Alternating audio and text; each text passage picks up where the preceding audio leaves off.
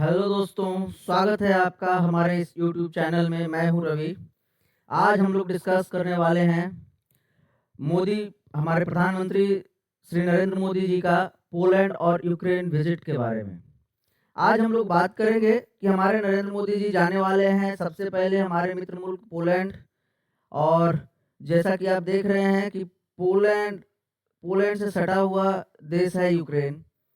तो यूक्रेन भी विजिट करेंगे मोदी जी आफ्टर पोलैंड। अब इसमें आप सोच रहे होंगे कि एक तो हमारा मित्र मुल्क है, यूक्रेन से अभी हमारा रिश्ता ठीक ठाक है, बहुत अच्छा तो नहीं कहा जा सकता क्योंकि वो ये यूक्रेन जो है पश्चिमी देशों के खेमे में है और हम लोग किसी खेमे में नहीं है।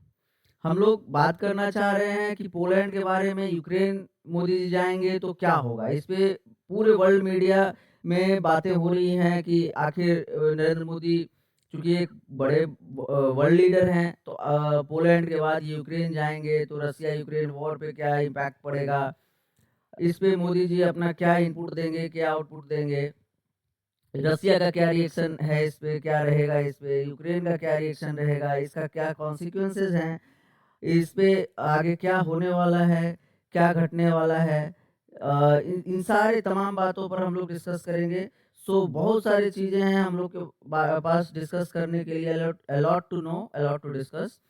सो हम लोग आगे अगर बात करें तो देखिए वर्ल्ड मीडिया अभी बात कर रही है इंडिया में नॉट डायरेक्ट मीडिएट बिटवीन रसिया। अभी बातें हो रही थी पूरे वर्ल्ड में कि इंडिया हो सकता है कि यूक्रेन जाए तो रसिया और यूक्रेन के बीच में सुलह करवाने की कोशिश करे। लेकिन इंडियन ऑफिशियल्स ने क्लियर कर दिया है कि इंडिया कभी भी डायरेक्टली मीडिएट नहीं कर सकता है। कई बार यूएसए ने भी इंडिया को चढ़ाने की कोशिश की, तूल देने की कोशिश की, बहकाने की कोशिश की कि इंडिया बहुत अच्छा मित्र मुल्क है, रसिया का भी यूक्रेन से भी अच्छा रिलेशन है तो India should mediate between Russia and Ukraine. But India ने डायरेक्ट इसको रिजेक्ट किया है, इन बातों को, कि हम किसी भी देश के साथ कभी भी डायरेक्ट इन्वॉल्व नहीं होंगे उसकी पर्सनल युद्ध में। जैसा कि यहाँ पे देखिए लिखा हुआ भी है, ये हिंदुस्तान टाइम्स का आर्टिकल है, इंडिया में not mediate directly between Russia and Ukraine but can pass message ahead of PM Modi visit to Kyiv on August 23 according to resources. हाँ, अगर कोई मेडिएट करना चाहे उसमें इंडिया अपना मैसेज पास कर सकता है, उसमें एक निर्णायक भूमिका निभा सकता है, बट डायरेक्टली इन्वॉल्व नहीं होगा। ठीक इसी प्रकार से मिंट का ये खबर है, देखिए मिंट भी एक बहुत ही बड़ा न्यूज़पेपर एजेंसी है। उसमें लिखा गया है, India rejects mediation role during PM Modi Ukraine visit, can not anticipate outcome of discussion.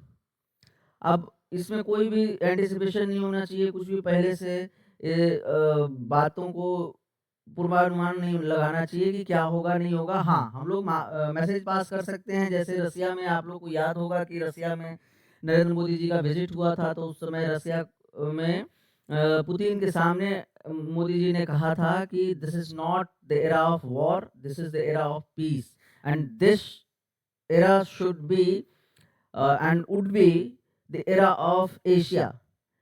तो इस तरह का मैसेज पास किया जा सकता है, लेकिन हाँ डायरेक्टली हम इन्वॉल्व नहीं होंगे। Prime minister Narendra Modi is set to visit Ukraine making it is first visit since he war began. मतलब 2014 से आज तक उनका पहला विजिट है यूक्रेन का। India will not mediate between Ukraine and Russia but will help to convey message, official said. जैसा कि आपको पहले हमने बता रखा है, Modi heads to Kyiv this week but India not mediate Russia. बस वही चीज है, ये किसी और दूसरी न्यूज़पेपर का है।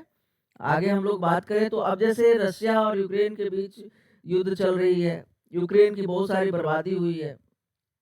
अब वेस्टर्न वर्ल्ड कह रहा है कि हम इसको कॉम्पेंसेशन देंगे। इस पे एक कॉन्फ्रेंस भी हुआ था जो कि बहुत ज़्यादा सक्सेसफुल तो नहीं रहा। इसमें कहा जा रहा है कि यूक्रेन को बहुत ही ज़्यादा अभी कॉम्पेंसेशन की ज़रूरत है रिस्टोर करने के लिए, रिबिल्ड करने के लिए, क्योंकि यूक्रेन बिल्कुल तहस-नहस हो गया है, डिवास्टेट हो गया है। तो दी वर्ल्ड बैंक का कहना है कि estimates the cost of rebuilding Ukraine is over 480 billion, around right times the amount charge authorised in the